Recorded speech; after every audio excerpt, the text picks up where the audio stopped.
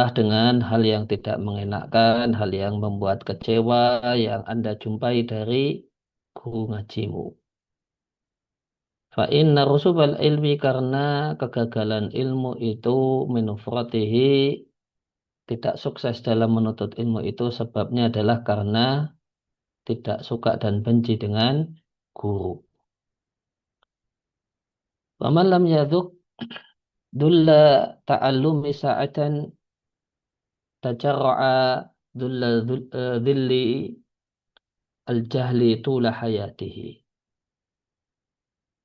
Wa man lam wa man fatahu ta'limu waqta sababihi fakabir 'alaiha arba'an fakabir 'alaihi arba'an liwafatihi. Fa inna hayatal fata wallahi bil ilmi wat tuqa fa illam yakuna la tibara li dzatihi. Ya, demi Allah, hakikat hidup manusia itu dengan ilmu, aspek intelektual, wat tuqa, dan takwa, aspek amal.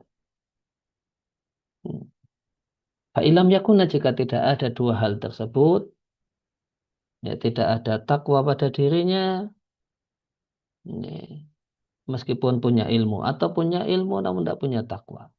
Tidak punya ilmu, tidak punya takwa, atau tidak punya takwa meskipun punya ilmu, atau malah tidak punya dua-duanya. Maka la'tibara lidzatihi, maka gantengnya nggak manfaat, cantiknya nggak manfaat. Karena nilai seseorang itu dengan dua ini, aspek intelektual dan aspek amal, yang menunjukkan kalau ilmunya betul-betul ilmu yang bermanfaat. Oleh karena itu kita lanjutkan di kesempatan malam hari ini, kurang lebih 1,5 jam ke depan kita akan membahas, kita akan membicarakan ilmu yang kita harapkan itu bisa masuk ke dalam hati kita dan membuahkan takwa. Baca perkataan para ulama yang kita jumpai di buku Ma'alim Al-Wasatiyah wal I'tidal karya Syekh Abdul Hasan Al-Ma'ribi hafizallahu taala. Ya, suaranya siapa ini ya? Nah, ya, sebelum kita lanjutkan, kemarin ada tugas hmm, untuk perwakilan. Saya minta Ustaz Yunus untuk mengerjakan tugas. Silakan Ustaz Yunus. Nah, Ustaz. Afwan, saya telat masuk barusan. Ya, apa-apa. Baik, bismillah, alhamdulillah, wassalatu wassalamu ala rasulillah. Berikut ringkasan dari si kitab Al-Barahin Al-Jaliyah fi Difa' an Usulil Madrasati Salafiyah. Kurang lebih bukti-bukti jelas dalam membela prinsip-prinsip pemikiran salafiyah.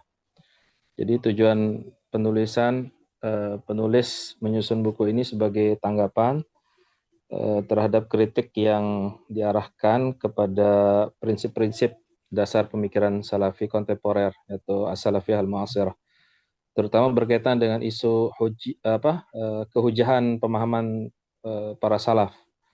Jadi Ya, buku ini merupakan bantahan ilmiah terhadap pemikiran dan kritik yang ditulis oleh Al-Ustadz Sa'ad Al-Ajmi, salamahullah, seorang kritikus kontemporer yang mempertanyakan validitas dasar-dasar manhaj salaf. Jadi ya, tema-tema sentralnya itu meliputi kehujahan pemahaman salaf, itu yang pertama. Kemudian yang kedua, perbedaan antara ijtihad individu dengan pemahaman kolektif generasi salaf yang pertama. Kemudian yang ketiga, penggunaan istilah salaf dalam teks-teks klasik. Yang keempat, penegasan peran Ibnu Taimiyah dan murid-muridnya. Kemudian yang kelima, kritik terhadap metode argumentasi para pengkritik salafi. Yang ya, keenam, Ustaz Yunus, penjelasan. maaf Halo? penjelas. Ya. Maaf penjelas, diringkas Oke. aja faedah pokoknya aja dari buku itu. Menurut beliau gimana itu? Ala fahmi Eh, salafus soleh itu gimana? eh, ya intinya yang Anda pahami Ya, harus membedakan antara ijma atau praktek kolektif salaf dengan pendapat sahabat secara individual. yang bisa Mm-mm. saja benar atau salah gitu. Berarti Itu manhajus salaf itu maknanya adalah ijma'at.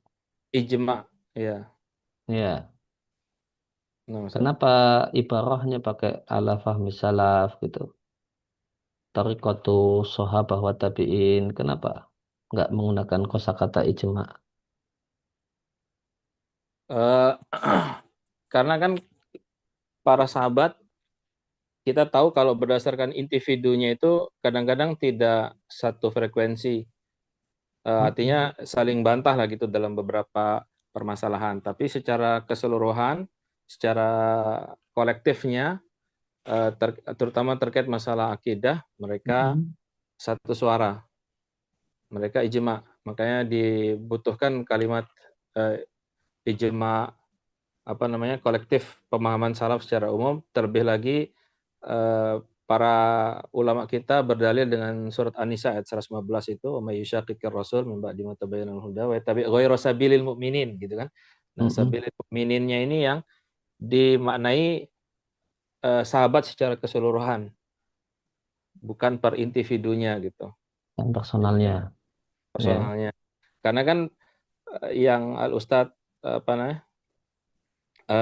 Al-Ustadz Sa'ad Al-Ajmi itu keliru dalam memahami famus salaf. Jadi mencampur adukkan antara yang individual tadi dengan yang kolektif gitu. Terkadang Mm. ada kerancuan pemahaman di situ. Ya, berarti intinya inti utamanya kalau diperas itu tulisan tadi intinya menyampaikan bahwasanya yang dimaksud dengan manhajus salaf atau ala fahmi salaf adalah al-ijma'at gitu ya. Al-Ijmat. Jadi ya, jadi di sini anak sempat dapat Ibnu Taimiyah secara apa eksplisit ada 3 poin. Yang pertama, hujah itu adalah yang disepakati oleh salaf. Yang kedua, kebenaran itu Ya. tidak keluar dari mereka. Kemudian yang ketiga, menyelisih mereka berarti keluar dari jalan kebenaran. Iya. Itu Ustaz, 3 poin dari Ibnu Taimiyah. Kenapa Santo?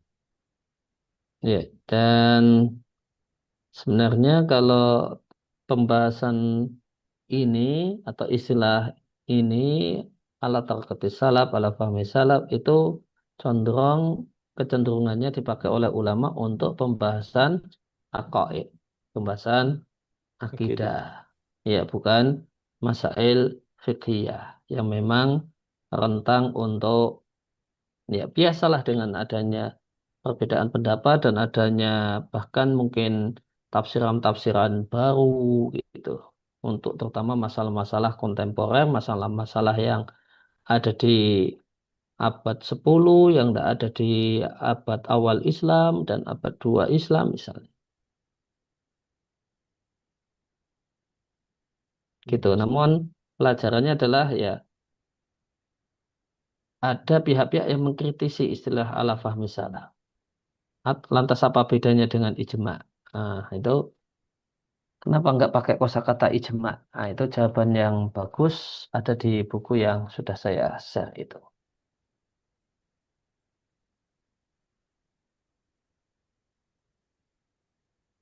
Ya, kita lanjut. Ya, kita selanjutnya adalah kutipan perkataan Ibnul Qayyim rahimahullahu taala. Monggo saat Nur Arifin. Ya, Bismillahirrahmanirrahim. Wassalatu wassalamu ala Rasulillah wa ba'du.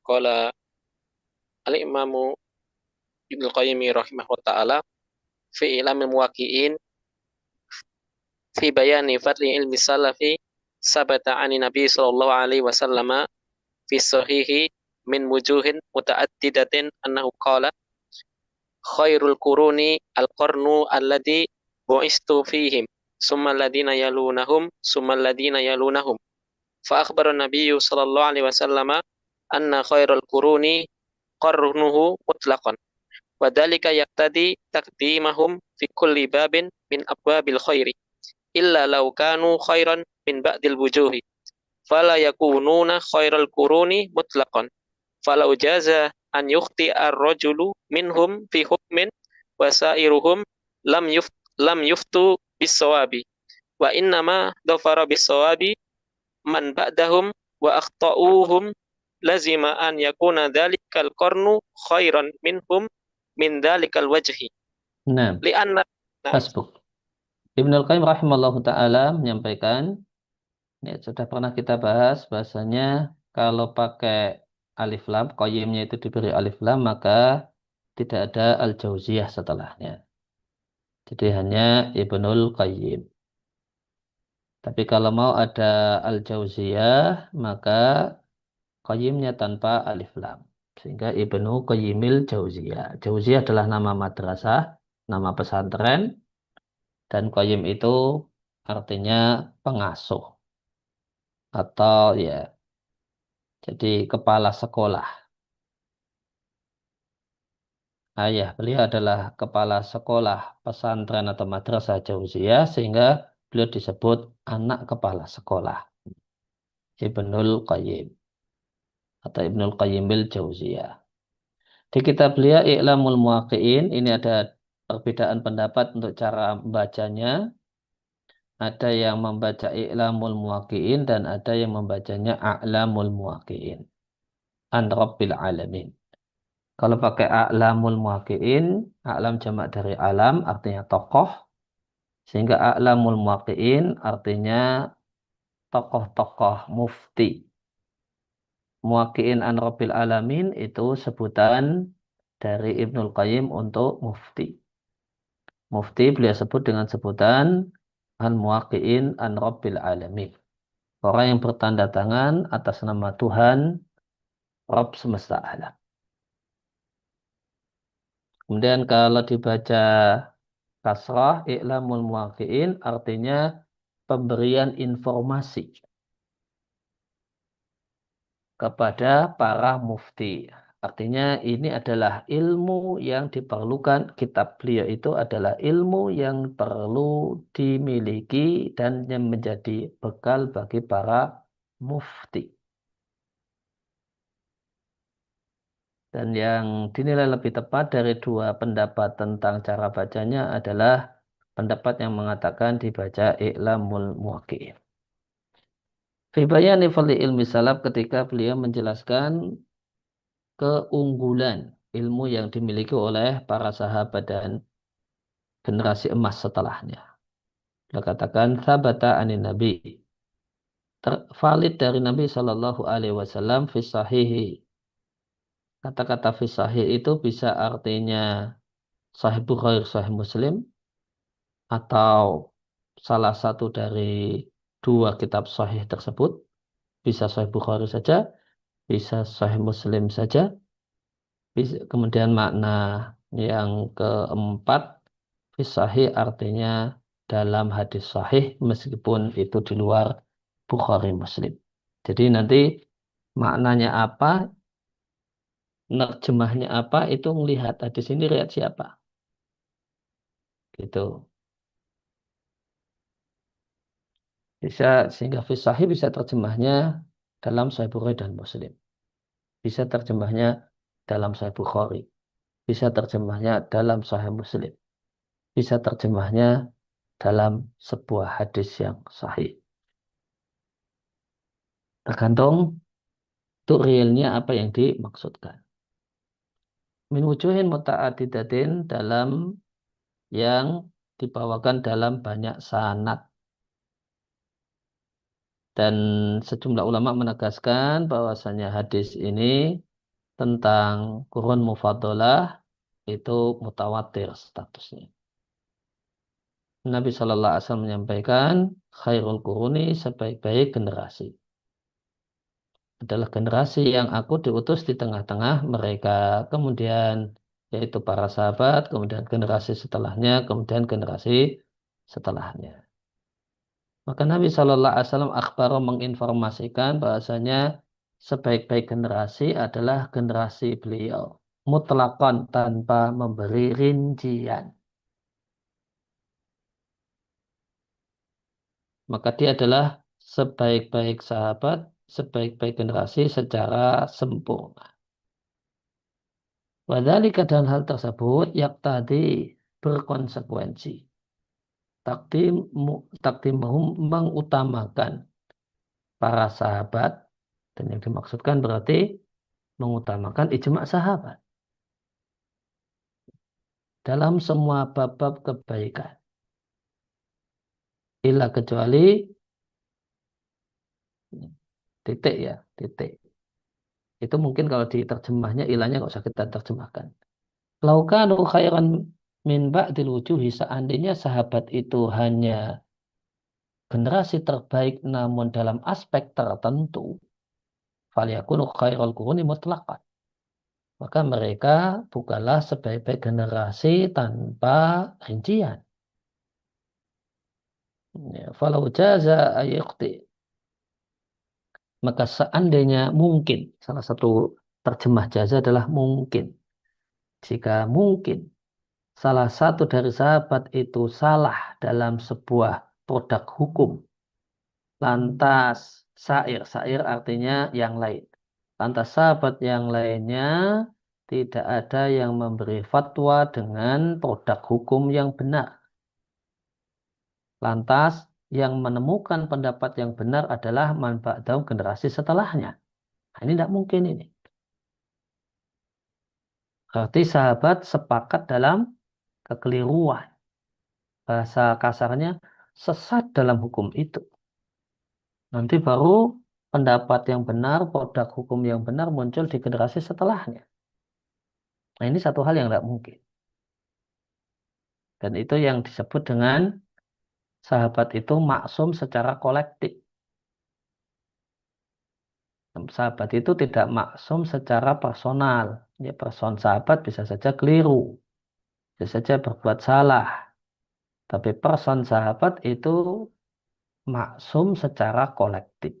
Nah, yang dimaksud maksum secara kolektif adalah ini tadi. Tidak mungkin ada satu sahabat yang punya pendapat yang keliru, lantas tidak ada pendapat benar yang dimunculkan ke permukaan oleh sahabat-sahabat yang lain. Wa inna madzafara bisawabi, yang mendapatkan pendapat yang benar memba'dahum, generasi setelahnya. Wa akhta wa akhtauhum, dan mereka itu meleset, tidak mendapatkannya. Nah, seandainya bisa mungkin terjadi ini, jaza itu berarti mungkin secara akal. Seandainya mungkin secara akal terjadi semacam ini, lazima, maka konsekuensinya dzalikal qarnu, generasi tersebut yang bisa menemukan pendapat yang benar yang tidak ditemukan oleh sahabat malah lebih baik dibandingkan sahabat.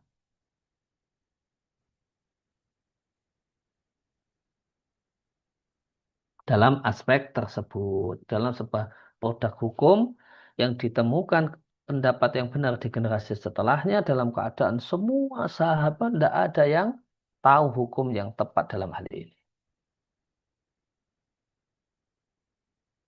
Nah, kemudian Ustaz Yunus. Assalamualaikum. Qala Waalaikumsalam. al-musannifu حفظه الله تعالى لأن القرن المشتمل على الصواب خير من القرن المشتمل على الخطأ في ذلك الفن.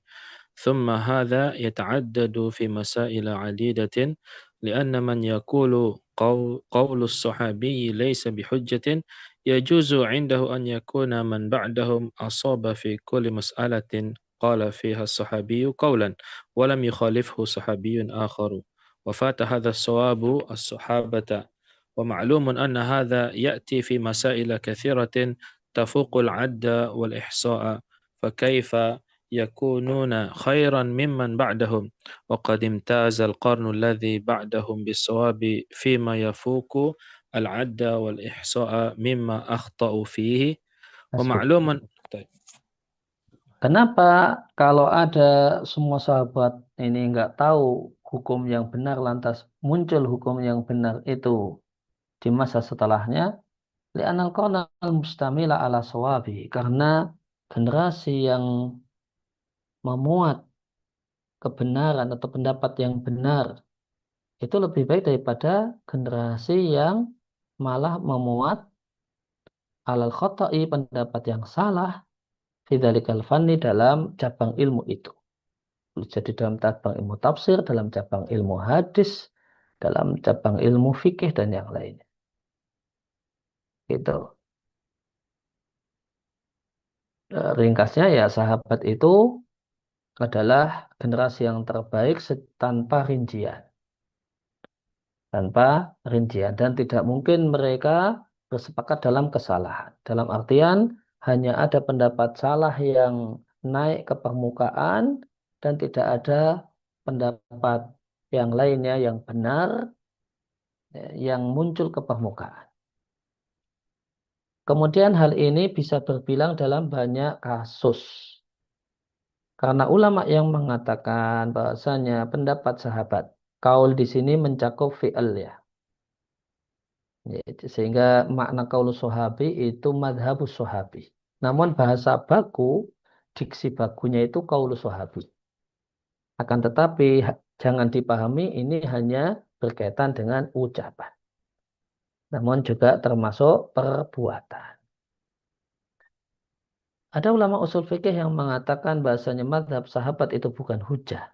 Nah ini bisa diterima, mungkin bisa diterima, dan satu hal yang jadi debatable kalau itu untuk person-person sahabat.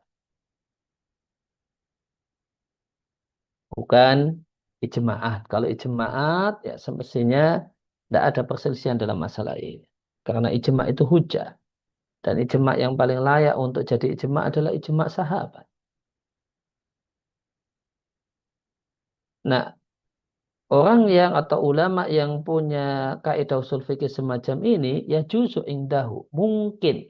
Ya justru mungkin menurut dia, ayakuna man ba'dahum, generasi setelah sahabat, ada yang tepat fikuli mas'alatin, dalam semua permasalahan yang sudah ada pendapatnya dari sahabat. Tanpa ada sahabat yang lain yang menyelisihi.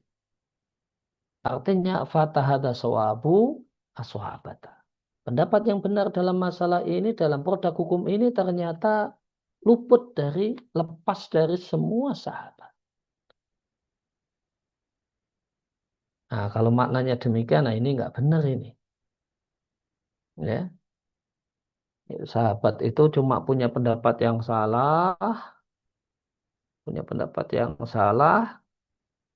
kemudian tidak ada sahabat yang lain yang membantah. Kemudian pendapat yang benar malah di generasi tabi'in. Nah, ini tidak tepat kalau demikian. Pemakluman dan telah diketahui bahasa ini terjadi dalam banyak masalah yang tafukul adawal isok tidak bisa dihitung. Maka bagaimanakah mungkin mereka lebih baik dari orang setelah mereka? Maka mana mungkin sahabat lebih baik daripada generasi setelah mereka, padahal generasi setelah mereka itu intaza, istimewa. Biswabi, karena punya pendapat yang benar. Fima yafukul adawal ihsa', dan itu tidak terhitung. Dan pendapat yang benar yang muncul di generasi setelahnya itu ternyata akhta'u fihi, sahabat itu meleset. Gak ada yang tepat memilih pendapat tersebut. Nah, lanjut Pak Arifin. Jadi Ustaz, Assalamualaikum.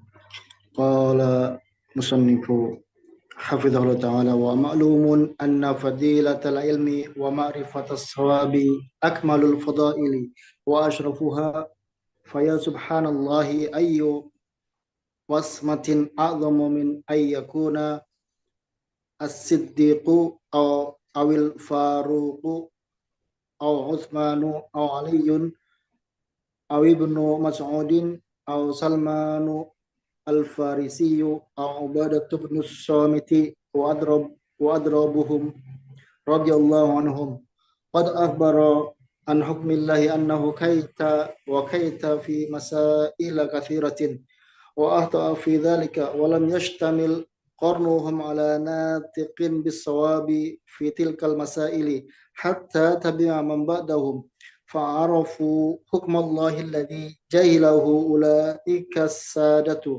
وأصابوا الحق الذي أخطأه أولئك الأئمة سبحانك هذا بهتان عظيم انتهى. Nah, dan satu hal yang telah diketahui bahwasanya keistimewaan ilmu dan pengetahuan tentang pendapat yang benar adalah akmalul fadail. Adalah sebab kesempurnaan atau sebab kemuliaan yang paling sempurna. Ini wa asrafuha dan yang paling istimewa. Itu manakala punya keunggulan dalam aspek intelektual. Nah, ini keunggulan yang paling top gitu. Keunggulan dalam aspek intelektual.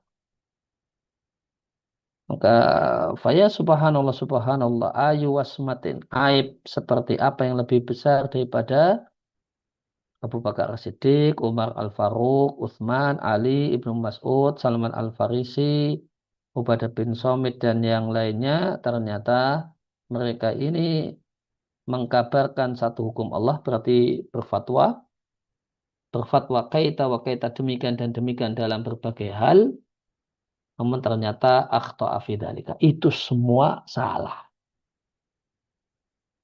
Bahkan generasi mereka tidak ada yang mengandung dan memuat orang yang menyuarakan pendapat yang benar dalam masalah-masalah itu. Sehingga generasi setelah mereka pun ikut-ikutan. Akhirnya, namun ternyata hukum Allah diketahui, malah hukum Allah tersebut yang tidak diketahui oleh mereka, mereka orang yang mulia para sahabat, lantas wa ashabul haqqal ladzi akhta'ulaika al-a'immat. Dan merekalah yang menepati pendapat yang benar. Yang para imam di sini berarti para sahabat. Yang para sahabat itu meleset, tidak mengetahui. Subhanaka hadza buhtanun azim. Nah, ini hakikat dari manhajus salaf, yaitu ijma'atus sahabah. Ya, sebagaimana kata Ibnu Qayyim di sini. Artinya kita percaya, kita yakin kalau ada satu masalah yang sudah dibicarakan di zaman sahabat, itu pasti sahabat itu pendapatnya total 100% benar. Artinya yang muncul itu hanya pendapat yang benar, lantas yang lainnya itu sepakat dan setuju. Atau seandainya ada yang memunculkan pendapat yang tidak pas, hukum yang tidak pas, pasti ada sahabat yang lain yang menyanggahnya.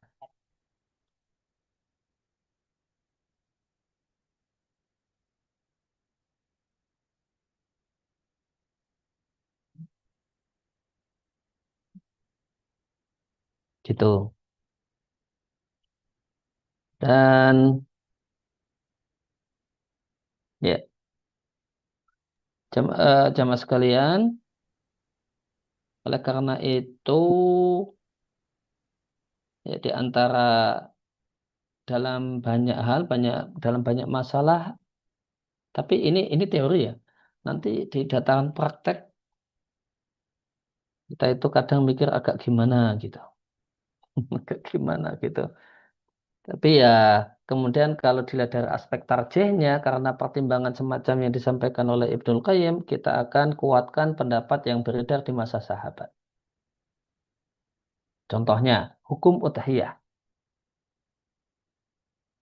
Hukum udhiyah kalau Ibnu Taimiyah kan menguatkan mazhab Hanafi. Wajib bagi yang mampu. 3 mazhab itu hukumnya sunnah bagi yang mampu. Dan jika kita menimbang di dataran para sahabat, maka kita jumpai Abu Bakar, Umar, kemudian Ibnu Mas'ud itu pernah sengaja tidak korban. Alasannya supaya orang tidak menganggap itu wajib. Maka dengan pertimbangan ini dan tidak ada apa ya sahabat yang lainnya yang menyanggah. Artinya tiga ulama besar sahabat ini Abu Bakar, Umar, Ibnu Mas'ud mengatakan hukumnya sunnah. Tidak ada sebatas yang saya tahu ya, tidak ada sahabat yang menyanggah mereka. Oh, tidak wajib. Gitu. Sehingga ya berat sekali kalau kalau menimbang hal ini sangat berat untuk memilih pendapatnya Ibnu Taimiyah yang mewajibkannya. Gitu. Dan ini alasan yang sangat kuat untuk menguatkan jumhur ulama.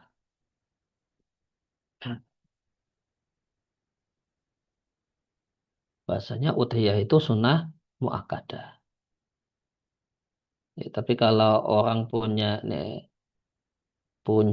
fanatik kan nanti juga galau sekali itu. Waduh, Ibnu Taimiyah yang menjadi panutannya lah kok pendapatnya kok wajib ya. Padahal yang ini ngajarin teori kemuliaan sahabat gitu, kemuliaan fadlu ilmu salaf gitu, kemuliaan kayak Ibnu Taimiyah kok wajib ya. Waduh, ini gimana ini?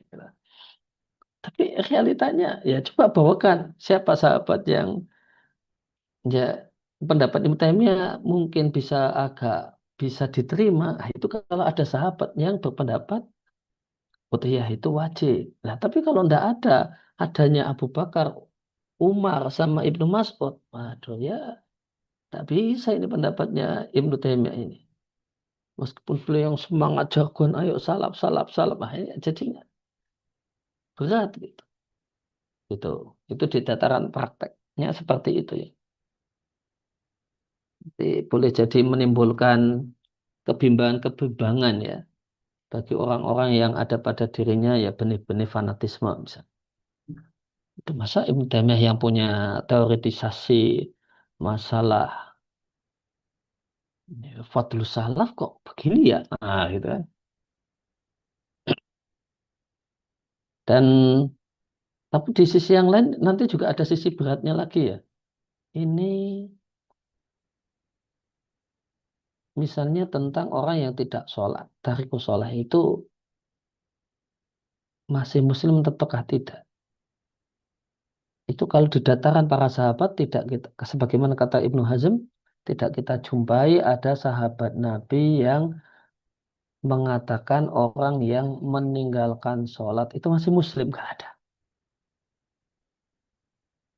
Itu kajiannya Ibnu Hazm di Al-Muhalla. Waduh, kan ini pusing juga itu bagi pengkaji fikih. Tapi kalau di dataran madhab, itu hanya madhabnya Imam Ahmad ya. Jumhur itu tiga madhab, orang yang tidak sholat karena malas, itu nggak kafir gitu. Wah, masa kita nyelisih jumhur ya? Padahal pendapatnya Imam Ahmad sendiri ada riwayatan, dua riwayat lagi. Tuh, gitu kan? Bikin cenut-cenut itu kalau orang dibawa ke dataran takdir. Gimana ya? Milih Imam Ahmad atau tiga madhab alias jumhur gitu. Tapi kata Ibnu Hazm kok nggak ada sahabat. Bahwa adalah satu gitulah gitu. Sehingga bisa seragam dengan tiga madhab jumhur fuqaha gitu. Tapi nggak ketemu loh. Dan di antara buku terbaik kalau kontemporer yang nulis tentang hukum tarikus sholat adalah ini Syaikhul Hasan Al-Maghribi. Kesimpulan beliau sama dengan Ibnu Hazm. Kalau data dari riwayat dari sahabat, tidak ada yang berpendapat orang yang meninggalkan sholat itu masih muslim, itu tidak ada. Tarikus sholat itu masih muslim, fasik itu hasil penelitian beliau yang paling paling kuno itu pendapat tabi'in. Kalau nggak salah ingat Az-Zuhri.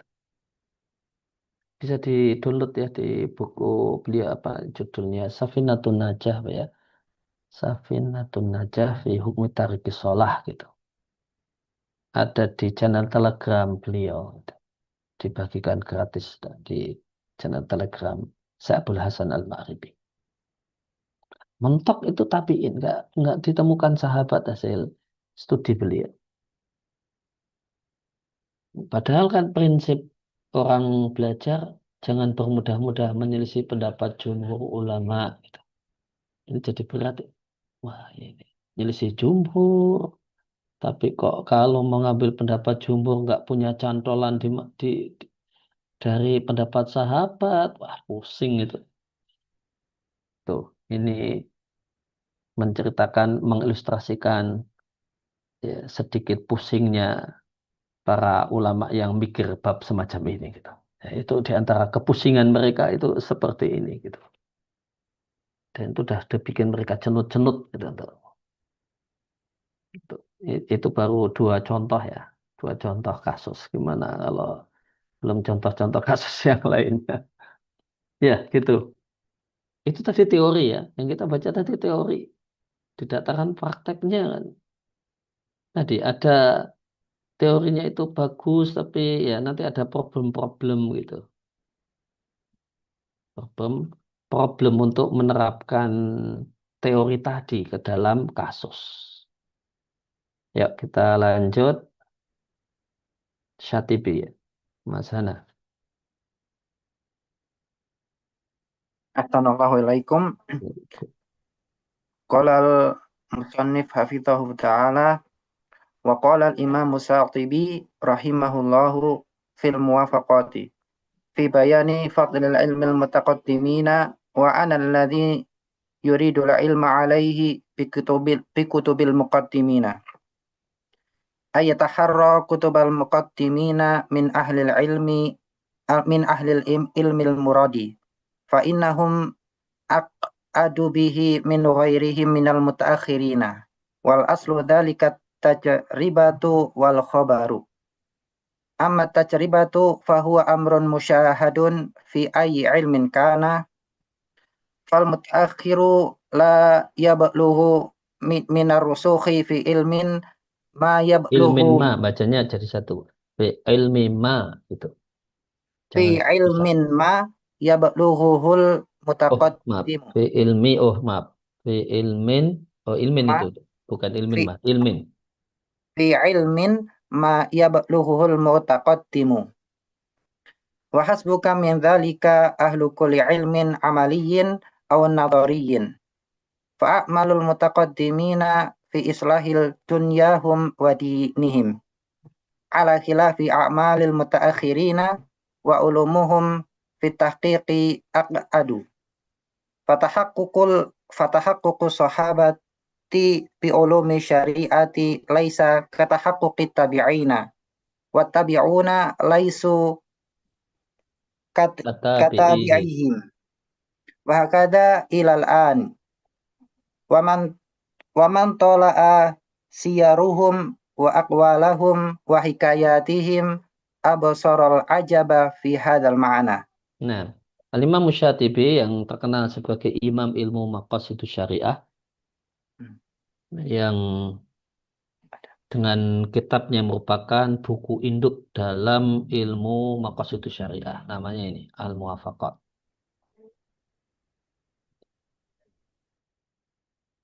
Ketika menjelaskan keistimewaan ilmu ulama terdahulu.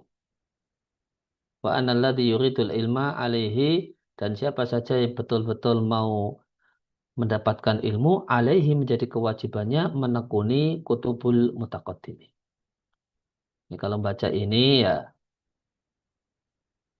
nanti kalau dibawa ke bidang fikih nanti jadinya semangatnya belajar fikih madzhab ya. Bukan belajar fikih ulama kontemporer gitu. Ya. Analladzi yuridul ilma. Ya. Siapa yang mau menguasai ilmu alaihi bi kutubil mutaqaddimin. Maka yang ditekuni itu bukan buku ulama sekarang. Buku ulama sekarang itu statusnya batu loncatan. Karena bahasanya lebih enak sesuai dengan bahasa orang sekarang. Nalarnya lebih masuk karena sesuai dengan nalarnya orang sekarang gitu. Tapi kalau mau, tapi kalau sudah menguasai batu loncatan ya jangan berhenti di batu loncatan, harus loncat. Nah, yang betul-betul yang dicari adalah kutubul mutaqaddimin, buku ulama-ulama dulu. Ayat tahu kutubul mutaqaddimin, hendaklah dia memilih dan mencari buku ulama-ulama dahulu. Min ahlil ilmi al-muradi, yaitu para pakar ilmu yang ingin dipelajari. Mau belajar ilmu nahwu, wah itu nanti targetnya belajar Alkitabnya Sibawayh. Gitu. Nanti belajar buku-bukunya Ibnul Jinni, nanti belajar buku-bukunya Sa'alibi, nanti belajar tidak buku-buku ulama kontemporer. Jangan berhenti di misalnya Jami'ud Durus Al-Arabiyah karya siapa? Mustafa Al-Gholayani gitu. Ini berlaku untuk al-ilmi al-murad, ilmu apa yang diinginkan. Buku hadis juga demikian. Ya, mau ilmu fikih juga demikian. Fa'innahum maka karena mereka akaat itu lebih kokoh kaedahnya, lebih jos dari sisi aspek kaedah dibandingkan mutaakhirin yang belakangan, apalagi setelahnya belakangan yang biasa disebut muasirin. Wa aslu dzalika dan dasar hal ini, dalil hal ini bahwasanya kalau mau belajar ilmu yang serius itu targetnya ilmu ulama dulu. Makin dulu itu makin bagus. Dan ini terutama dalam ilmu syar'i ya, ilmu agama gitu. Kalau di ilmu eksak kan kaedahnya yang bagus itu mengutip penelitian 10 tahun terakhir gitu ya. Kaedah jurnal. Ya Mas Hana ya. Betul, 10 Ustaz. tahun. Hah? Betul. Riset 5 tahun atau 10 tahun terakhir? Hmm, untuk yang terbaru sekali sih 5 tahun hingga 10 tahun bisa, Ustaz. Oh ya. Jadi 10 tahun itu ya agak-agak berat di hati gitu. 5 tahun terakhir aja. Itu. Itu sehingga dunia ilmu sekarang itu dianggap sumber ilmu itu jurnal. Buku itu bukan sumber ilmu. Apalagi buku-buku sudah 15 tahun yang lewat, 20 tahun yang lewat gitu. Padahal padahal ya realitanya harus belajar yang dulu ya. Buku induknya itu kan tetap orang dulu gitu. Iya. Buku induknya kan tetap orang dulu gitu. Kalau mau nanti karena ya, tokoh otoritatif itu orang dulu semua gitu. Bahkan di bidang-bidang ilmu eksak sekalipun gitu. Bapak ekonomi gitu. Siapa bapak ekonomi? Ilmu ekonomi. Coba searching. Mak buang datang. Hah? Nah, ya. Siapa bapak ekonomi? Ilmu ekonomi. Kalau di dunia barat itu, Ustaz, Thomas Adam, Ustaz. Oh Thomas iya, Adam. Thomas Adam. Ah, Thomas Adam. Itu kalau mau jadi pakar ekonomi ya harus menguasai pendapatnya Thomas Adam. Kalau mau di bidang pemikiran ya tokoh otoritatif misalnya mau di bidang ilmu filsafat ya ternyata harus menguasai Aristoteles gitu ya. Ini ada tulisan Adam Smith, Sat. Oh, Adam Smith maksudnya. Kok Thomas Adam? Adam Smith maksud saya. Iya, mungkin Adam Smith. Bukan Thomas Adam. Adam Smith itu bapak ilmu ekonomi modern. John Adam Smith, Ya, 17 padahal dia wafat tahun berapa itu? 1790. 17 17 Juli 1790. 17 Juli 90 gitu. 17 Juli gimana? 17 Juli 1790. 1790. Iya. Wow, orang abad 18 itu masih sampai sekarang belum tergantikan itu di dunia ilmu ekonomi itu. Gitu. Skotlandia. Iya. Nanti juga demikian juga di ilmu politik, di ilmu yang lainnya itu ternyata orang dulu semua itu. Tapi kok kenapa itu Mas Hana kok malah 10 tahun terakhir ya? Wong otoritatifnya itu orang dulu semua, orang kuno semua gitu. Sebenarnya ini Ustadz ya. Ya ini mungkin kacamata ilmu eksakta dan kacamata ilmu humaniora dan ilmu-ilmu kajian Mm-mm. syariah gitu Ustadz ya. Mm-mm. Jadi memang kan kalau di ilmu kaji sebenarnya di eksakta sendiri kan fundamentalnya sudah ada Ustadz. Mm-mm. Ya. Para Adam Smith dan lain sebagainya itu meletakkan fundamentalnya juga Ustadz sebenarnya. Sama seperti para salaf, kaidah-kaidah usul fikihnya sudah diletakkan gitu.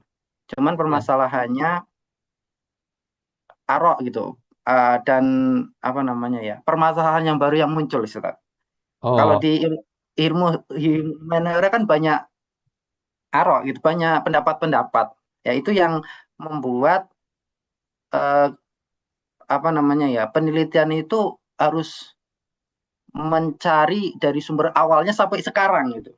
Sedangkan di ilmu-ilmu eksakta itu biasanya eh, hukum hipotesa itu sudah sudah stabil gitu.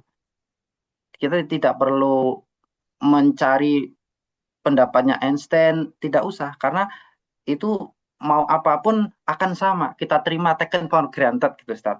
Tinggal hmm. nanti pengembangannya yang di kontemporer muasirin ini apa? Oh, ada permasalahan baru gitu. Itu mungkin ada perbedaan antara ilmu eksakta dengan ilmu-ilmu syariah gitu, humaniora seperti itu, Ustaz. Walau alam. Ya, berarti Itu kan pendapat saya. tetap Dan sebenarnya itu pingin gitu Ustaz, memasukkan tartib ilmu-ilmu syariah itu ke dalam ilmu eksakta. Apakah bisa juga kurang tahu. Mudah-mudahan Ustaz.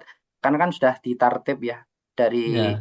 dari awal zaman sahabat, kemudian kodifikasi dan lain sebagainya, disarah sampai ujung sampai muasirin ini. Dan di ilmu eksakta itu apakah bisa berjalan seperti apa tahapannya dengan meminjam kajian di ilmu syariah gitu Ustaz. Walau alam dari Ustaz. Seperti itu tantangannya mungkin dari Ana pribadi. Iya. Berarti kan akaat itu miliknya mutaqaddimin gitu. Di semua di semua bidang keilmuan, akaat itu miliknya mutaqaddimin itu. Jadi semuanya itu jadi orang sekarang itu semuanya kalau di bahasa Arab namanya alatan. Itu numpang itu, berdiri di pijak pundaknya mutaqaddimin. Nggak bisa lepas itu. Gitu. Dan ini nanti klaimnya Syatibi ini berlaku untuk semua ilmu ini. Ya, kita lihat tadi. Maka buku tokoh-tokoh otoritatif masa silam. Gitulah kalau bahasa kita. Kutubul Mutaqaddimin. Buku karya tokoh-tokoh otoritatif tempo klasik.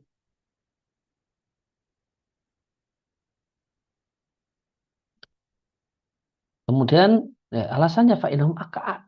Karena mereka itu yang lebih kokoh dari sisi basic dan fundamennya gitu. Dan ini alasannya karena dua alasan gitu. At-tajribah, pengalaman, eksperimen, dan al-khobar, informasi. Alasan argumen berupa eksperimen. Maka ini sesuatu yang bisa disaksikan, bisa dilihat.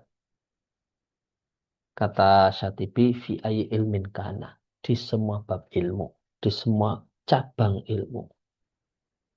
Fal mutaakhir la yablughu minar rusukh. Maka tokoh-tokoh para pakar era belakangan itu rusuh kedalaman ilmunya itu tidak ada yang ya belum sampai ma ya belughul mutaqaddim di derajat yang sudah dicapai oleh orang dulu. Wahas bukan mindalika dan cukup sebagai bukti bagimu ahlu kullu ilmin amali au nadhari. Ini berlaku untuk semua ilmu amali dan ilmu nadhari. Ilmu mikir, mungkin semacam filsafat, mantik, apa logika atau yang lain. Demikian juga ilmu amali. Ilmu yang nggak pakai itu. Berarti apa? Kalau bahasa kita ilmu eksak ya. Ilmu eksak. Ilmu empiris. Fa'amal mutaqaddimin, maka karya-karya tokoh-tokoh klasik untuk memperbaiki dunia dan agama mereka, ala khilafi a'malil mutaakhirin, itu beda dengan karya-karya para pakar generasi selanjutnya. Fa'ulumuhum fit tahqiqi aqa'adu. Ilmu para pakar klasik fit tahqiqi, kalau kita kaji secara mendalam, tahqiq di sini kajian mendalam dan kajian objektif namun dalam, maka akan disimpulkan ilmu mereka itu akaat, lebih kokoh secara sisi kaidah dan fundamennya. Nah, ini kalau kita bawa ke ilmu syar'i, fatahaku sahabati bi ulumi syariati. Kedalaman pengkajian sahabat terhadap ilmu syariat itu tidak seperti kedalaman ilmu tabi'in. Dan ilmu tabi'in juga tidak seperti tabi'in wahakata ilal an, dan demikian seterusnya sampai sekarang. Memantola'ah siarahum, siapa yang mentola'ah sejarah hidup mereka, perkataan mereka, dan kisah-kisah mereka, dia akan melihat hal yang sangat menakjubkan di bab ini. Gitu. Jadi kalau ini klaimnya tadi, semua ilmu itu. Ya, semua ilmu. Ahlu kulli ilmin amaliyan au nadhari. Ya, kalau kita lihat tadi, kalau ilmu nadhari misalnya dunia filsafat ya, orang itu nggak lepas dari pendapatnya Aristoteles, Socrates. Nah, kalau begitu, orang yang bisa membaca langsung buku itu, wah dia lebih top markotop itu dibandingkan yang setelahnya gitu. Demikian juga kalau di dunia mungkin ilmu fisika, orang yang mentalaah mungkin bukunya Einstein, bukunya Newton dan seterusnya, wah dia lihat sendiri, baca sendiri dan faham, wah itu dia kayaknya punya dalil kuat gitulah kalau bisa ngutip langsung dari wah bukan Newton loh, saya baca sendiri loh, Newton tuh begini, nah gitu. Wah itu kokoh itu di depan ahli fisika yang belum pernah sampai ke situ levelnya, belum baca kutub mutaqaddimin, dia cuma diem saja ya, dia dapatnya kutipan kutipan kutipan kutipan, nggak tahu mungkin cicitnya buyutnya kutipan gitu. Nah, kalau ini dia langsung buku mutaqaddimin yang dia telaah. Wah itu jos gitu ya, lebih wah itu, lebih kokoh, lebih kuat. Ya mungkin seperti itu. Kemudian amal khobaru, tadi alasan informasinya, di mana alasan informasinya? Ya, Satroni. Ini berkaitan dengan ilmu syariat. Bismillah qala al-mu'allif rahimahullah ta'ala wa ammal khabaru fa fil hadisi khairul quruni qarni thumma alladhina yalunahum thumma alladhina yalunahum wa fi hadha isyaratun ila anna kulla qarnin ma ba'dahu kadzalika wa ruya 'anil nabi sallallahu alaihi wasallam awalu dinikum nubuwatun wa rahmah summa mulkun wa rahmah summa mulkun wa jabriyah summa mulkun 'adud ولا يكون هذا إلا مع قلة الخير وتكاثر الشر شيئا بعد شيء ويندرج ما نحن فيه تحت الإطلاق. Nah, ada pendalil berupa hadis atau berupa riwayat, itu satu hadis yang dikutip oleh beliau dengan khairul qurun, dengan redaksi khairul quruni qarni. Dan kutipan redaksi dengan semacam ini kata Al-Albani itulah aslalahu. Tidak ada. yang bunyinya khairul quruni qarni. Yang ada khairun nasi qarni atau khairu ummati khairu hadil ummati qarni, tidak ada khairul quruni qarni secara redaksi. Meskipun bisa kita dudukkan dengan mengatakan di sini ulama yang dikutip mengutip hadis dengan riwayat bil makna. Betul secara redaksi tidak ada khairul quruni qarni, namun ya karena beliau riwayatnya bil makna pakai ingatan, maka mau ngomong khairun nasi qarni jadi khairul quruni qarni. Dan generasi setelahnya, kemudian generasi setelah. Fi hadza isyaratun, maka dalam hal itu dapat isyarat ila anna kulla qardin ma'amma ba'dahu kadzalik. Bahwasanya setiap generasi dengan generasi setelahnya itu seperti itu. Yaitu generasi sebelumnya itu lebih bagus. Dan demikian seterusnya sampai sekarang gitu kan. Nanti di sekarang kan ada omongan ya generasi milenial itu mentalnya lebih bagus, pendidikannya lebih bagus daripada generasi Gen Z misalnya. Itu kan ya, sampai sekarang itu kayak ya, seperti ini kaedahnya. Anakulla qarnin ma'ama ba'dahu kadzalik. Setiap generasi dengan generasi setelahnya, generasi sebelumnya itu lebih bagus. Lebih misalnya kalau dalam tadi milenial atau Gen Z lebih tahan banting, lebih ini, lebih tekun kerja dan seterusnya. Dan lihatkan dari Nabi Shallallahu Alaihi Wasallam, nah ruya ini mengisyaratkan kalau ini riwayat bermakna. Ya, ruya itu punya dua pengertian. Yang pertama kadang isyarat kedhaifan. Kemudian yang kedua isyarat kalau itu bil makna. Dari Nabi Shallallahu Alaihi Wasallam Nabi sampaikan awal agama kalian itu generasi awalnya itu isinya kenabian dan rahmah. Ya, ada nabi Masian. Kemudian kerajaan dan rahmah. Mulai kerajaan itu kan zaman dinasti Muawiyah. Tsumma mulkun wa jabriyah. Kemudian kerajaan dan otoriter. Kemudian kerajaan adud, murni kerajaan, dan itu kerajaan yang adudun menggigit.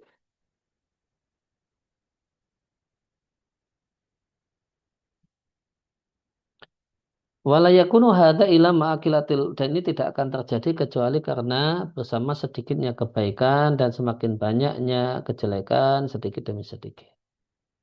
Bayan dari cuma nahnu fihi, dan tercakuplah apa yang sedang kita bahas tahtal itlaq, tercakup dalam itlaq di atas, dalam statement di atas. Nah, sebelum kita lanjut ada catatan kaki dari saya Abul Hasan memberikan pandangan beliau untuk tadi kita ngutip perkataan Syatibi ya. Ya, Mas Gani bisa baca?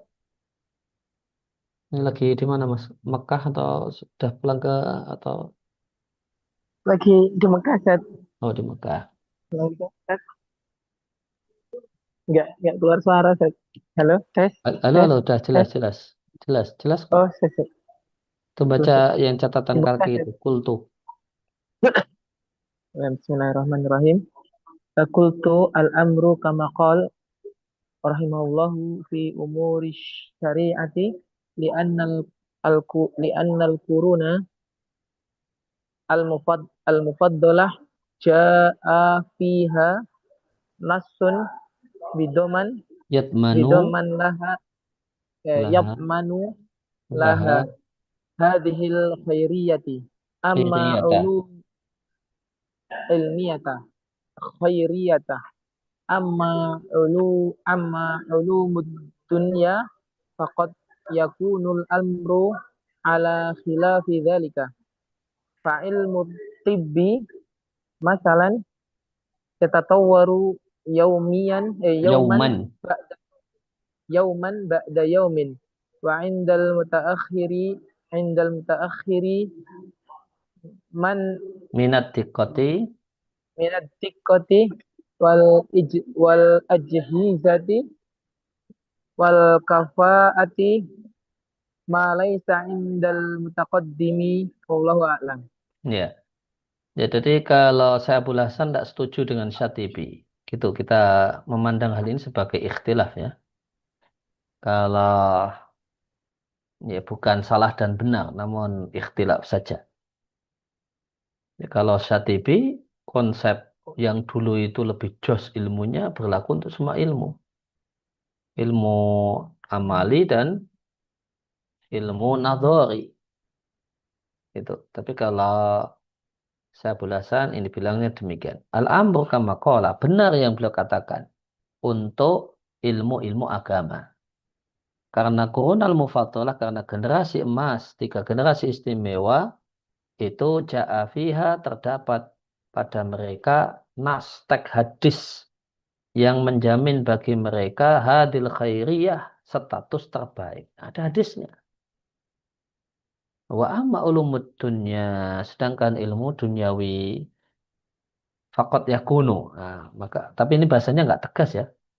Faqad yakunul amru. Boleh jadi keadaannya beda dengan yang dikatakan oleh Syatibi.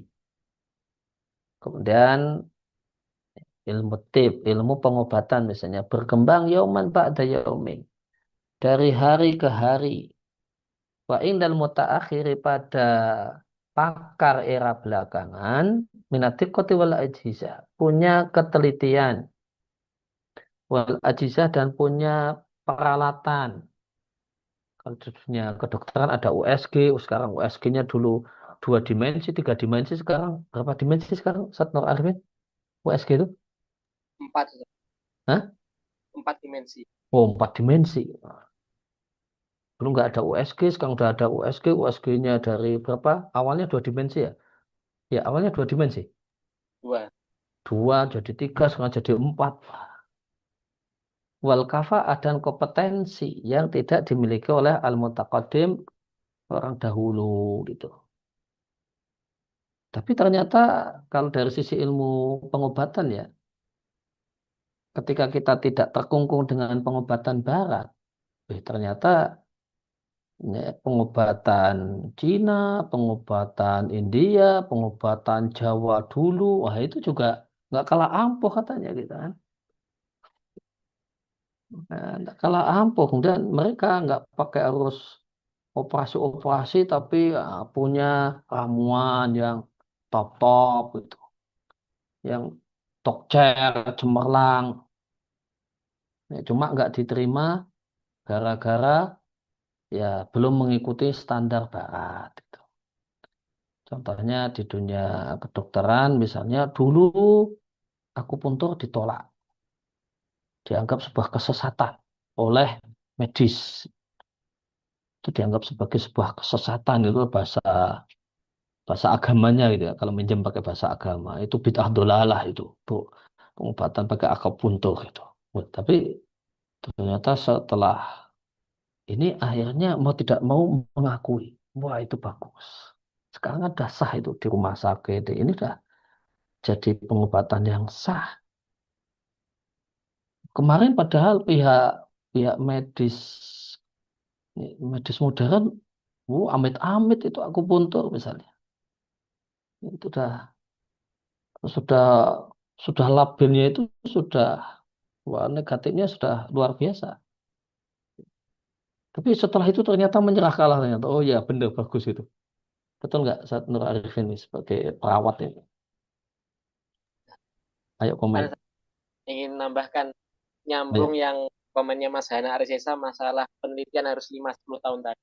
Iya Jadi, gimana? karena lebih setuju pendapatnya saya bahasan asal. Memang dari sisi ilmu usul itu mereka lebih kokoh karena lebih dahulu, ya, founder father lah.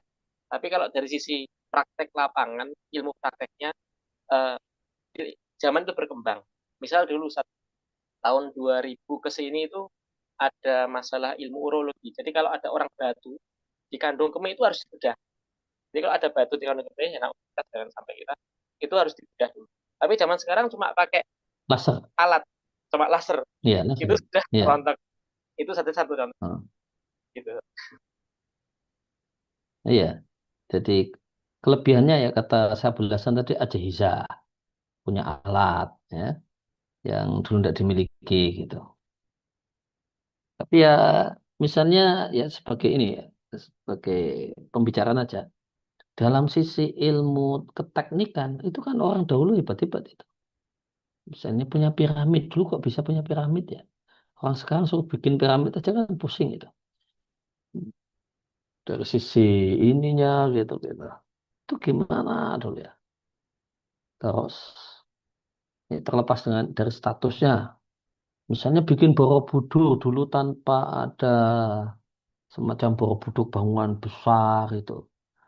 Padahal dulu ndak ada apa perekat antara satu dengan batu dengan yang lain seperti zaman sekarang. Gimana itu numpuk-numpuk tapi kokoh. Dan di aspek ini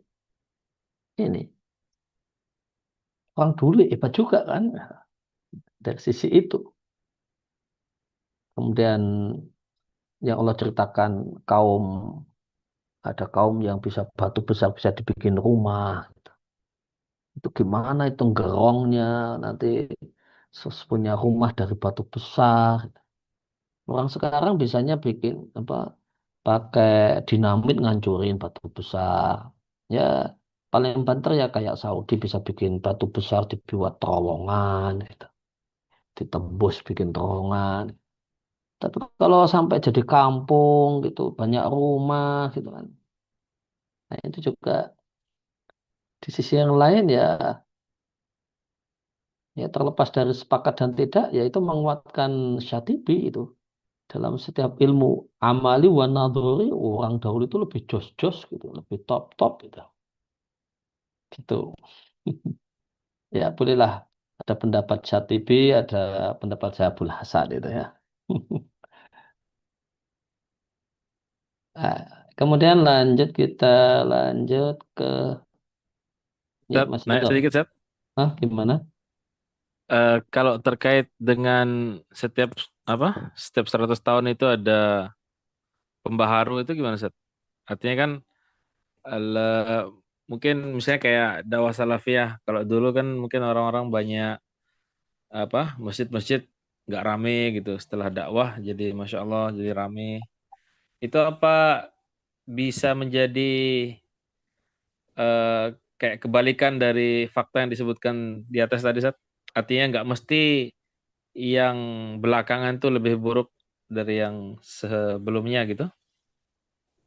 Ya memang kemudian di era kontemporer kalau di sisi agama ada nahdha ilmiah, tapi ternyata nahdha ilmiahnya kebangkitan dari aspek keilmuan ya. Tapi nahdha ilmiahnya itu dicampuri dengan hal yang bikin semuanya itu mah hancur semua. Dicampuri dengan hulatut tajrih. Hobinya yang rajin ke masjid itu hobinya mencela orang, hobinya bahasanya mentahdir. Itu kan dari sisi ini kan menghapus semua amal pergi ke masjidnya itu. Rajin pengajiannya itu. Jadi boleh jadi orang dulu masjidnya sepi tapi yang di masjid itu memang betul-betul orang jadi gitu. Lebih berkualitas itu.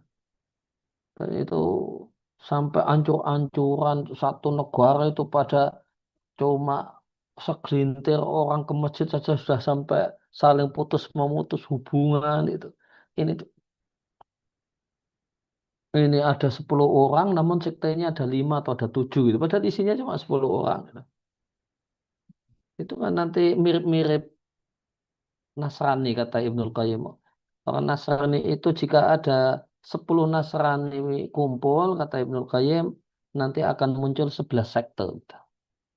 Nah, 10 yang اليوم duduk sektenya 11 نعم لكن في فندق ثاني gitu. Maka ini apa itu? Ini kan sudah mirip itu. 10 orang suka pergi ke masjid, nah itu namun grupnya itu ada 7 gitu. Atau grupnya ada 8. Ini nggak cocok sama itu, Oh ini iya. mencela itu, ini Oh. ngabisin itu. Kan. Oh. Jadinya secara kualitas ini nggak membanggakan. Gitu. Mana? Ada sisi kebanggaan yang bersifat lahiriah. Gitu. Ah. Apa itu nilainya لا kalau dari sisi kualitas لا hancur-hancuran? Gitu. لا tapi لكن ما أدري إذا موجود أخرى Lanjut. Tenang, Ustaz. Kita ulang sama.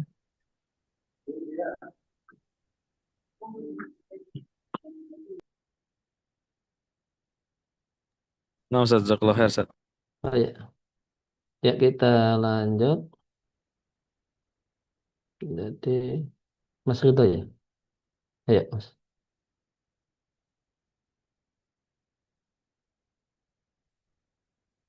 Ya, silakan, Mas Ridho. Ada suara Ustaz. Tes. Ada.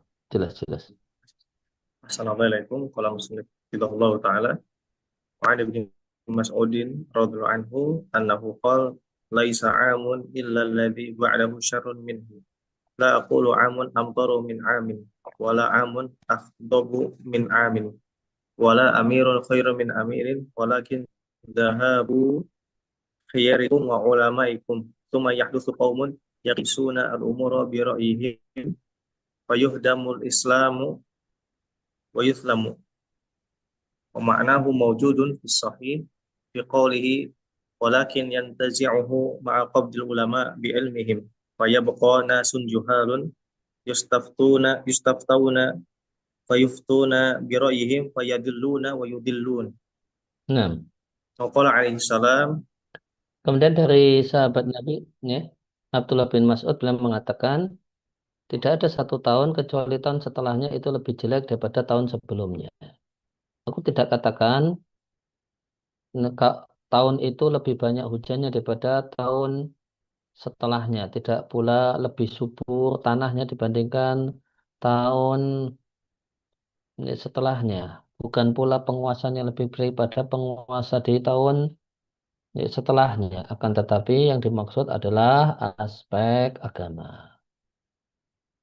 Bukan aspek-aspek dunia berupa kesuburan tanah, kemudian berlimpahnya air hujan, kemudian kondisi negara yang lebih damai atau lebih nyaman, akan tetapi hilangnya orang-orang yang terbaik di antara kalian dan orang-orang yang betul-betul berilmu. Summa yahdus, kemudian muncullah kaumun sekelompok orang yang menganalogkan berbagai macam perkara dengan ra'yunya. Ya, ra'yu di sini tentu ra'yu yang tercela. Jadi kalau kita lihat dalam bahasa nusus syariah, kalau akal itu pasti terpuji. Kalau akal itu pasti terpuji. Tapi kalau ra'yun itu ada dua. Ada yang terpuji dan ada yang tercela. Nah, yang dimaksudkan adalah ra'yun yang tercela, yaitu pendapat yang tidak punya landasan pijakan. Murni menurut saya. Fayudamu al-Islam wa yulsamu, akhirnya Islam itu dihancurkan dan yulsam, Islam itu jadi bolong, jadi rusak karenanya. Lantas disampaikan wa maknahu, makna atau pesan yang terkandung dalam perkataan Ibnu Mas'ud ini sudah ada dalam hadis sahih, yaitu Sahih Muslim ya. Ini enggak dari Sahih Bukhari kan. Ini Sahih Bukhari Muslim kali ini. Sahih di sini Sahih Bukhari Muslim. Akan tetapi Allah mencabut ilmu caranya dengan mewafatkan para ulama yang mereka wafat plus ilmunya, terkubur bersama ilmunya. Lantas tersisalah manusia-manusia yang bodoh. Mereka dimintai fatwa, lantas memberi fatwa dengan ra'yunya. Mereka sesat dan menyesatkan banyak orang.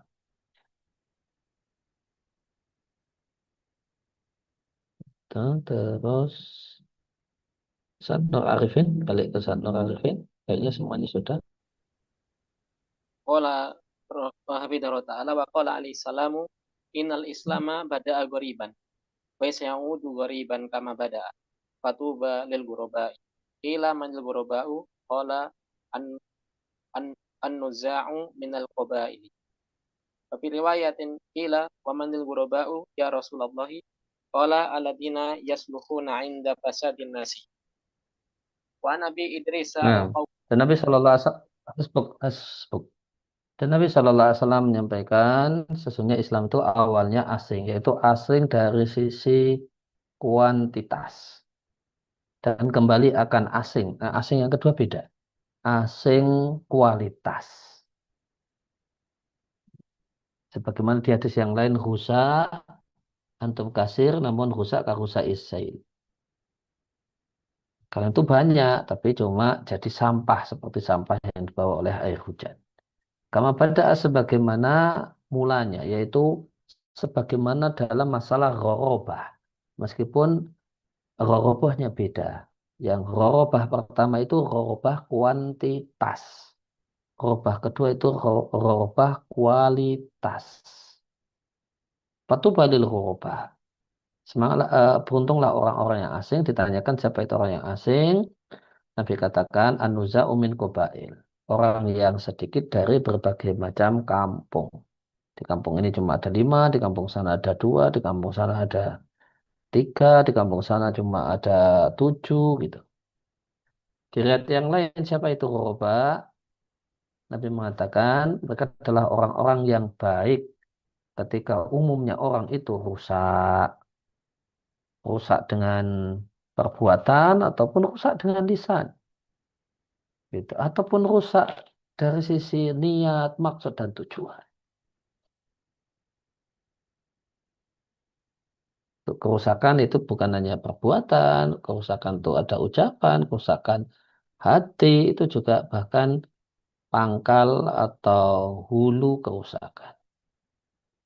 Tentang hadis ruba ini, Ibnu Rajab punya buku khusus ya, Sarah untuk hadis ruba. Judul depannya Kasful Kurbah fi ahwali ahli ghurbah. Nah, kemudian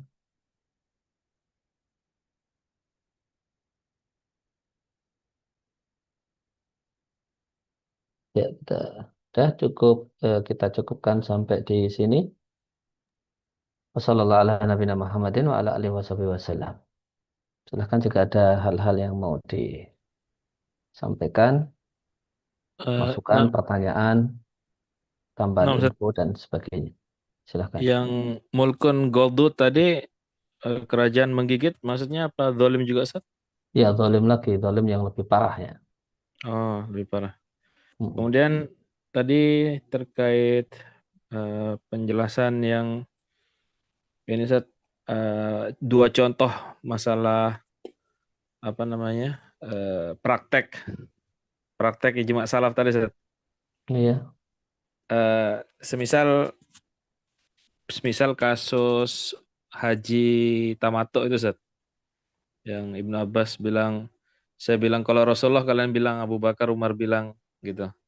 Jadi iya, ada sahabat kayak menabrakkan sabda Rasulullah dengan perkataan Abu Bakar dengan Umar. Artinya yang Anda pahami itu kan sahabat memahami kebijakan Abu Bakar dan Umar gitu kan.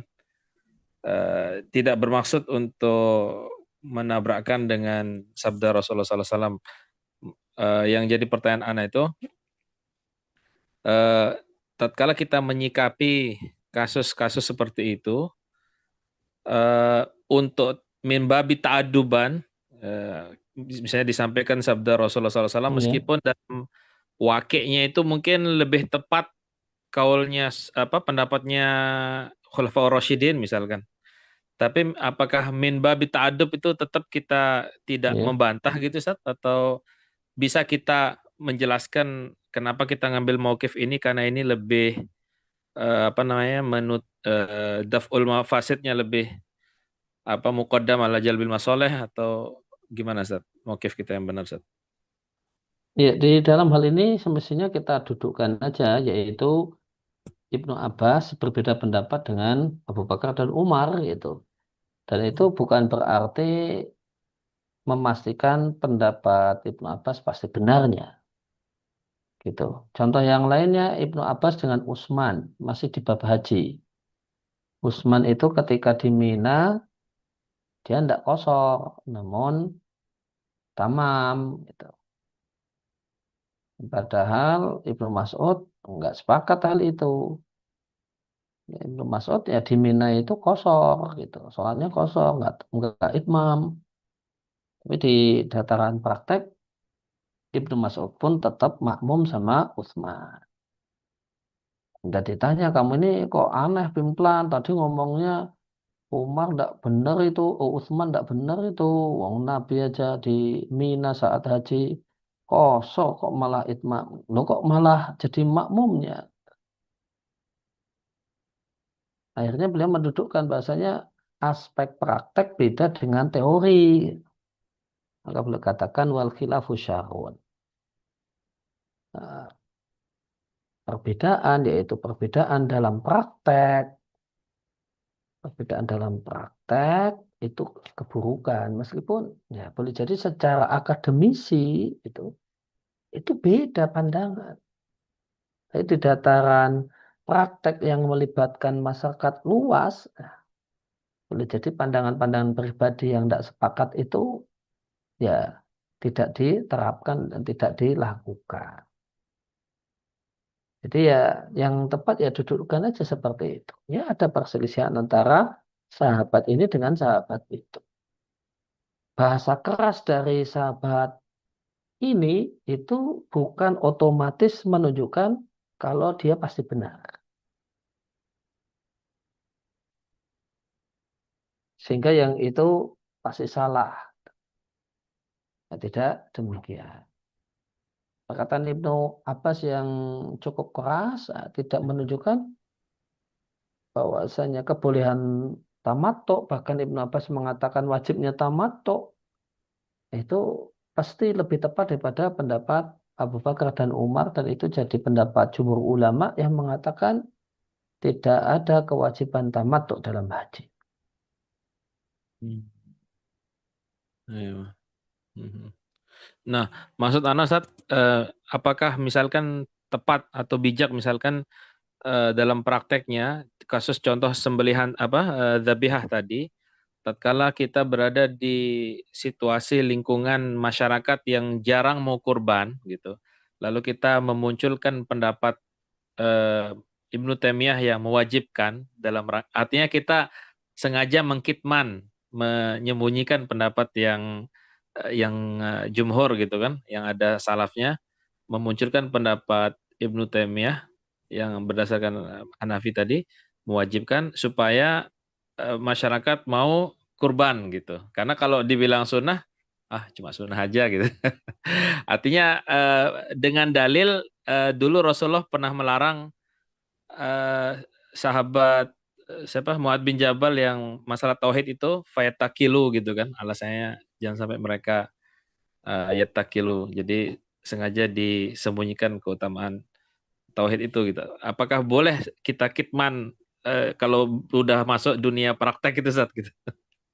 Kalau di dataran praktek itu nanti di dataran fikihnya aja bukan fikih teoritis, fikihnya fikih yang praktis. Nah, itu berlaku padanya ungkapan para ulama fikih. Fikih itu fleksibel.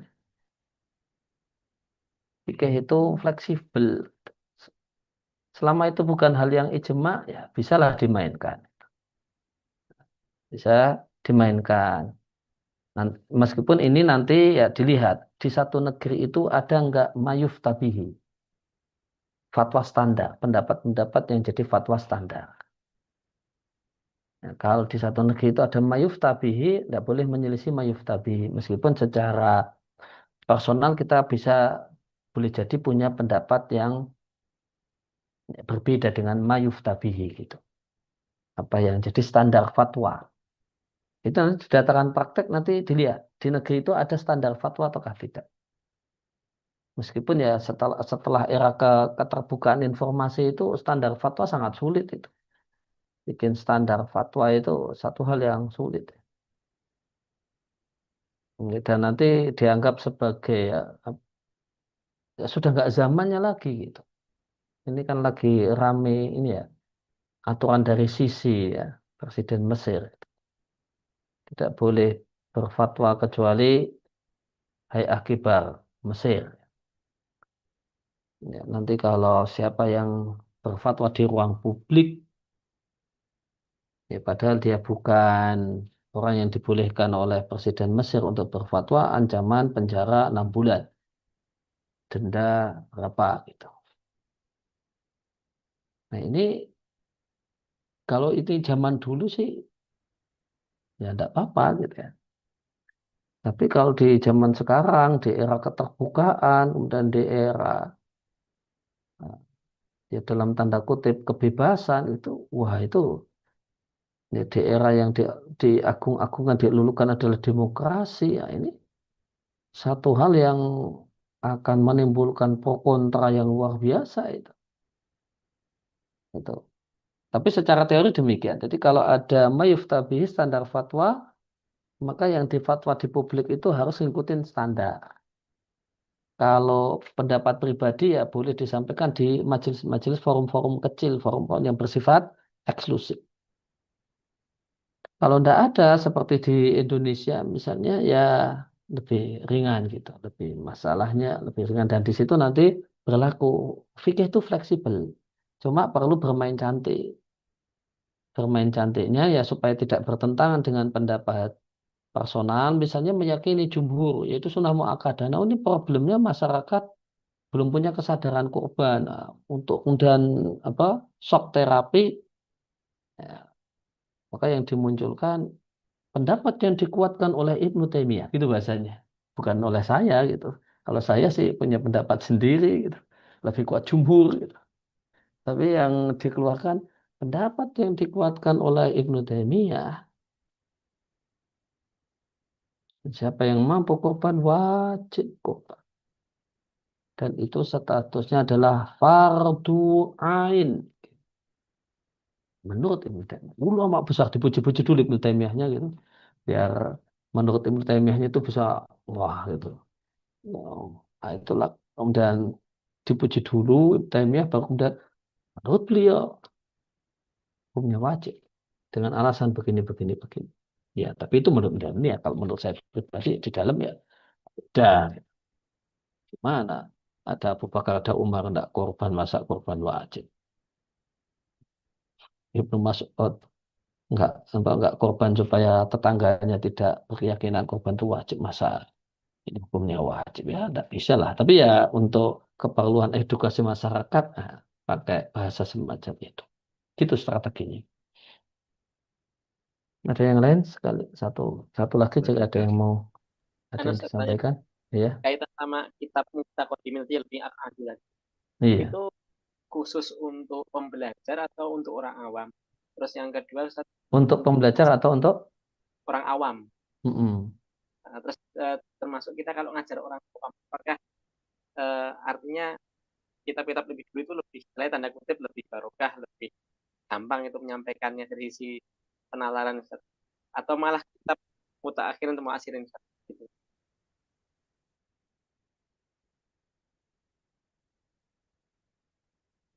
Oh, sebelumnya ada dari Satroni. Kalau seingat saya Ibnu Mas'ud ya atau Abu Mas'ud ya bisa dibawakan Satroni riwayatnya. Tapi ingatan saya Ibnu Mas'ud. Kalau ilam akhta tuh, ilam ukhti. Tadi kitab Mutaqaddimin itu akaat, ya itu kan untuk pembelajar tentunya, orang yang mau serius belajar.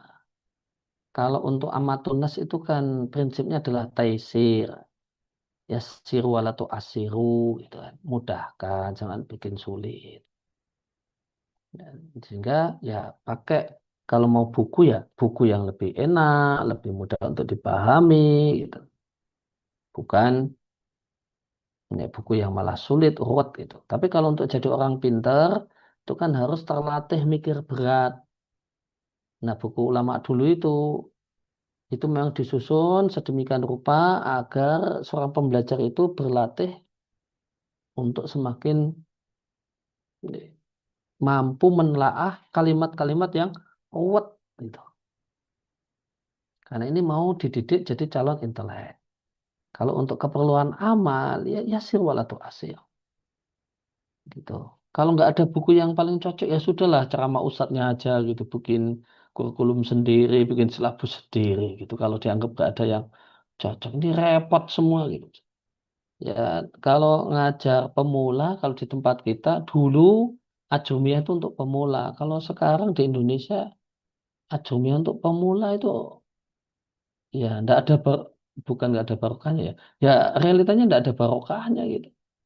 Ya cuma dapat barokah baca aja, tapi barokah kepahamannya enggak dapat. Tapi kalau muyasarnya Ustadz Aceng yang mau asirin, ya itu ada keberkahan pemahaman gitu. Gitu. Terus yang kedua tadi apa Ustadz Nur Arifin? Ya, tadi kurikulum untuk orang awam. Nah, kurikulum untuk orang awam ya tadi konsepnya ya sir walatu asir. Ustaz, karena izin ada yang terjebak di lift, Ustaz. Sebentar, Ustaz. Oh iya, kalau mau ini bikin kitab mah bingung, ya jangan bikin pakai kitab lah, pakai terjemah. Nah, namanya contoh orang awam. Nanti kalau terjemahnya nggak ada yang memuaskan ya sudah ustadznya nerjemahkan sendiri. Atau kemudian ya sudah disusun sendiri. Kalau belajar fikih misalnya, wah ya kalau pakai kitab ya sulit ya sudah pakai bahasa Indonesia. Kalau bisa yang mudah dipahami. Kalau mau Syafi'iyah ya pakai itu fikih Islam. Ini karya ulama Lampung itu. Eh, kalau Syafi'iyah itu. Apa, Sulaiman Rosyid gitu. Ya, ya, ya sir wala asir itu kalau sama amatun nas itu. Tapi kalau sama pembelajar, orang yang mau suruh belajar ya ayo belajar, naik ke tangga-tangga belajar, makin lama makin sulit. Jadikan otak Anda sebagai otak yang bisa menelaah hal-hal yang sulit dan rumit. Itulah otaknya intelek. Demikian. Gimana satu Rani? Jadinya Ibnu Mas'ud apa Abu Mas'ud? Kayaknya Abu Mas'ud, Ustaz. Oh Abu Mas'ud ya. Abu Iya, Mas'ud berarti Abu Mas'ud Al-Ansari berarti. iya. Sorry. Abu Mas'ud Al-Ansari ya. Di ralat ya. Jadi Abu Bakar, Umar sama Abu Mas'ud. Yaitu Abu Mas'ud Al-Ansari. Kalau Ibnu Mas'ud kan muhajiri. Ini Abu Mas'ud Al-Ansari.